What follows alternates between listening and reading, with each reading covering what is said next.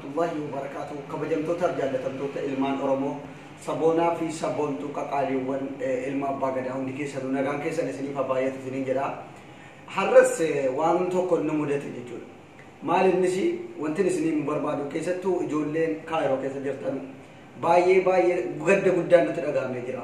Maaliif yoo jettanii birrii baasnee bututtii kaleessa irra oolle rafiitii dhiifnee salihan sami as dhuftee jirti koonsartii kanarratti hirmaannee dhaynee hamilee taanee fi wala jajjabeessinuu jennee nuyi qophaa'ee ka'ee ammas akkuma gadda gaafa isheen dhuftee buufata xiyyaaraa geessu shirri xaxamee isiin akkasiin dhuftee asiin gallee godhamaa ture.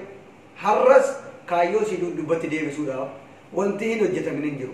Ammas akkuma gadda liibii irratti isiniif himaa turre gaafa wanti tokko godhamuudhaaf wanti Oromoo fayyadu gaafa wanti Oromoo walitti fidu tokko hojjetamu birriin xifiin kaffalamee dhaqamee addaraashni cobsiifama.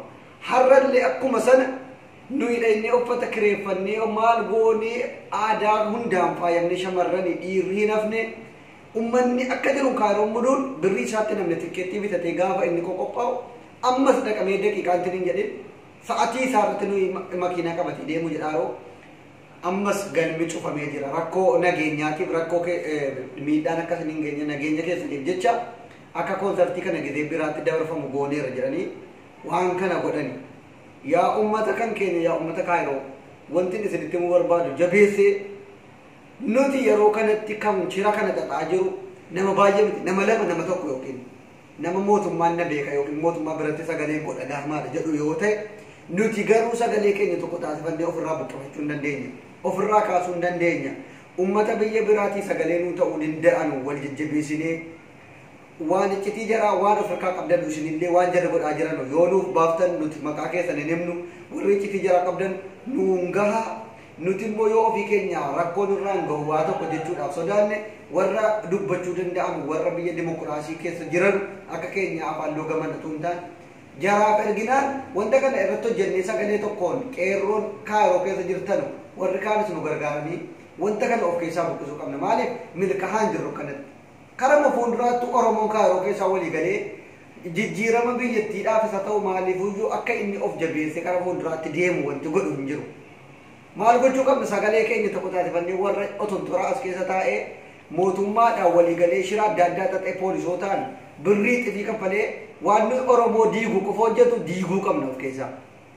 Salihan sami ummanni maallaan jedhaa ummanni maali jettee of cinqaa jirti. Waa tokko sitti dhagaame nuti siif jirra hin beekna rakkoo as keessa jiru ummanni Oromootti baree jira. Ati ummanni natti mufataa ummanni kana ta'aa jettee wanti dhiphattu hin jiru jennee dhaabna. Baay'ee dawwaltee illee nu gaafataa turte ummanni akkan ummata naa ragaaggaa ummata naaf itti naa himaa ana biraa miti rakkoon jettee. Kanaafuyyuu ammas taanaan kara fuulduraatti akka rakkoon kun deddeebi'ee nu mudanneef sagalee tokkoon kara fuulduraatti wal haa dhageenyu. Kanuma isiniif dhaamaa galatoomaa hammas koontariin dukkatti balleessanii jiru waan ta'eef bareechaatii nu bira dhaabbadhaa irratti nu dubbadhaa warri sagaleen keessan mootummaa biratti dhageettii qabullee jireenyi Kaayiroo kun baay'ee hammaateera Oromoodhaaf. Baay'ee galatoomaa isinin jaalladha garuu yuutuubii sabskiraayib godhaa laayikii gochuun hin dagatinaa wal haa jajjabeessaa.